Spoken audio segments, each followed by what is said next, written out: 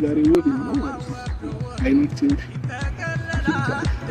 ከንፈሪ እና ሁሉ ነገርሽ አይቼ መጥገብ አቅቶኛል።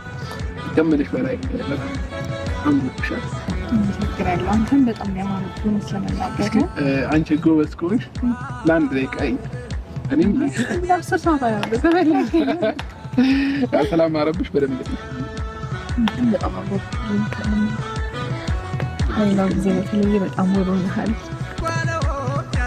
እንግዲህ ከቅድም ጀምሮ ሳወያይህ የነበረችው ውዷ ባለቤቴ ለተሷነትና አታምራ ታምራ ባይዘው እልልባሌ ምድር ተናወጠ እልልባሌ ለእናታቸው ደስታ እልልባሌ ለአባታቸው ኩራት እልልባሌ ጨዋ ልጅ ያስመካል እልልባሌ ያስከብራል በእውነት እልልባሌ አሸወይና ወይና